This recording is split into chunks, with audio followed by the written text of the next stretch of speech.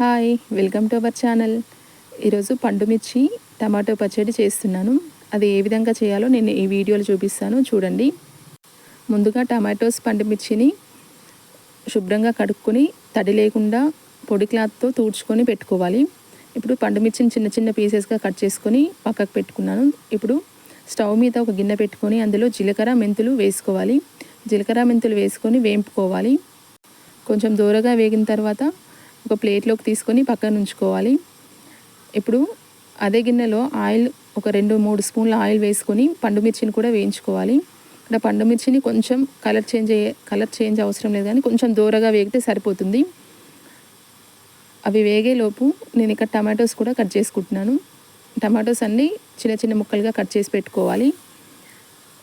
Tomatoes అయినా పండుమిర్చి అయినా మనము కట్ చేసుకునేటప్పుడు ఎక్కడ కొంచెం పాడైపోయినా కూడా అది తీసేయండి. అలా తీసేసుకుంటే పచ్చడి మనకు చాలా రోజులు నిల్వ ఉంటుంది. పాడైపోయినాయి అస్సలు పచ్చళ్ళలో వేయొద్దు. తర్వాత పండుమిర్చి వేయించుకున్నాం కదా, ఇప్పుడు అదే గిన్నెలో ఇంకొక 2 స్పూన్ల ఆయిల్ యాడ్ చేసుకొని టమాటోస్ కూడా వేయించుకుందాం. అది వేగుతున్నప్పుడే ఒక నిమ్మకాయంత సైజు చింతపండును కూడా వేసుకొని వేయించుకోవాలి. టమాటోస్ని మనం ఉడికించేటప్పుడు మూత అస్సలు పెట్టుకోకూడదు. మూత పెట్టుకోకుండా మాత్రమే ఉడికించుకోవాలి. మూత పెట్టుకుంటే మనకు నీరు అలాగే ఉంటుంది కదా, పచ్చడి జారుగా ఉంటుంది, అసలు బాగుండదు. అందుకే మూత లేకుండానే ఉడికించుకోవాలి. మూత పెట్టుకోకుండా ఉడికించుకున్న తర్వాత ఇక్కడ పండుమిర్చిని నేను మిక్సీ పట్టుకుంటున్నాను. మిక్సీ పట్టుకునేటప్పుడు పండుమిర్చిలో కొంచెం ఉప్పు కూడా యాడ్ చేసుకొని మిక్సీ పట్టుకోవాలి. ఇప్పుడు టమాటోస్ కూడా ఉడికించుకున్నాం కదా, అవి పూర్తిగా చల్లారాక మాత్రమే మనం 2 కలిపి మిక్సీ పట్టాలి. చల్లార ముందుకు పట్టుకోకూడదు, అస్సలు బాగోదు. ఇప్పుడు ముందుగా మనం వేంపి పెట్టుకున్న జీలకర్ర మెంతులు ఉన్నాయి కదా, వాటిని పొడి చేసుకొని ఇందులో కలుపుకుంటున్నాను. తర్వాత ఇంకొక పెనం పెట్టుకొని అందులో ఆయిల్ వేసుకోండి. కొంచెం ఎక్కువగానే పడుతుంది పచ్చడికి.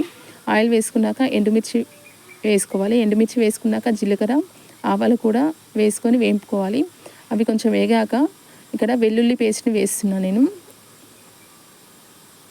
పచ్చడికి సరిపడా వెల్లుల్లిని ఇక్కడే యాడ్ చేస్తున్నాను. నేను పచ్చడిలో ఎక్కడ కూడా వెల్లుల్లి యాడ్ చేయలేదు.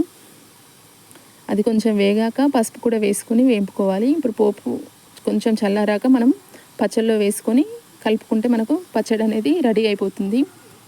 ఎంతో టేస్టీగా ఉండే టమాటో పండుమిర్చి పచ్చడి రెడీ అయిపోయింది. ఇలా ఒకసారి ట్రై చేయండి, మీకు కూడా నచ్చుతుంది. ఇప్పుడు పండుమిర్చి సీజన్ కదా, ఇప్పుడు ట్రై చేయండి. చాలా టేస్టీగా ఉంటుంది. నచ్చితే లైక్ చేయండి.